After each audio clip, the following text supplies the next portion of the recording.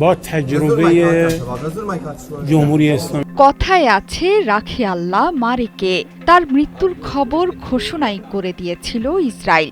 শেষ পর্যন্ত ইসরায়েলকে মিথ্যে প্রমাণ করে ফিরেছেন ইরানের শীর্ষ শহীদদের জানাজায়। বেঁচে ফেরার রোমহর্ষক বর্ণনাও দিয়েছেন ইরানের সর্বোচ্চ নেতা আয়াতুল্লাহ খামেনির শীর্ষ উপদেষ্টা আলী শামখানি। ধ্বংসস্তূপের নিচেই চাপা পড়েছিলেন টানা ৩ ঘণ্টা, নড়াচড়াটুকু করতে পারেননি। সেই অবস্থাতেই পড়েছেন ফজরের নামাজ। গেল ১৩ জুন আলী শামখানিকে হত্যার দাবি করে ইসরায়েল। এরপর তিনি যে গুরুতর আহত সেটিও ছড়িয়েছিল। সব গুঞ্জন উড়িয়ে ইরানের সেনা কমান্ডার ও বিজ্ঞানীদের গণজানাজায় অংশ নিতে জনসম্মুখে আসেন আয়াতুল্লাহ খামেনির শীর্ষ উপদেষ্টা। সাক্ষাৎকার দেন রাষ্ট্রীয় টেলিভিশন IRIB-কে।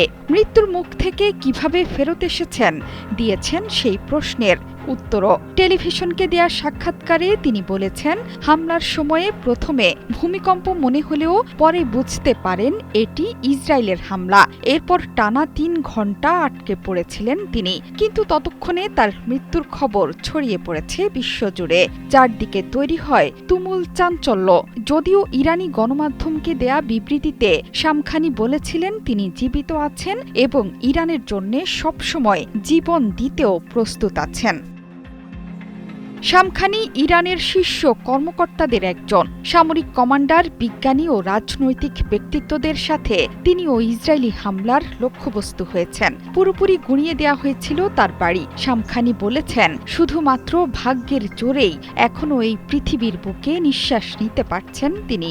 একসময় ইরানের নৌবাহিনীর কমান্ডার হিসেবে দায়িত্ব পালন করেছেন শামখানি। এছাড়াও প্রতিরক্ষা মন্ত্রণালয়ের দায়িত্ব পালন করেছেন তিনি। পরে সুপ্রিম ন্যাশনাল সিকিউরিটি কাউন্সিলের সেক্রেটারি নিযুক্ত হন। বর্তমানে খামেনির শীর্ষ উপদেষ্টা তিনি।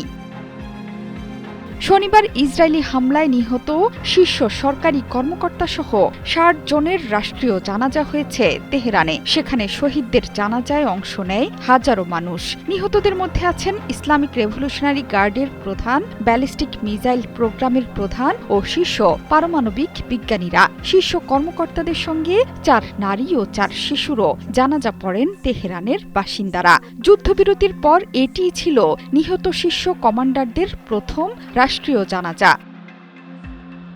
জানাজায় অংশ নিতে সরকারি কর্মীদের জন্য অফিস ছুটি ঘোষণা করা হয়। জানাজায় শোকাহত জনতা কালো পোশাক পরে হাতে জাতীয় পতাকা নিয়ে হাজির হয়েছেন। তবে রাষ্ট্রীয় জানাজায় আসেননি ইরানের সর্বোচ্চ ধর্মীয় নেতা আয়াতুল্লাহ খামেনি।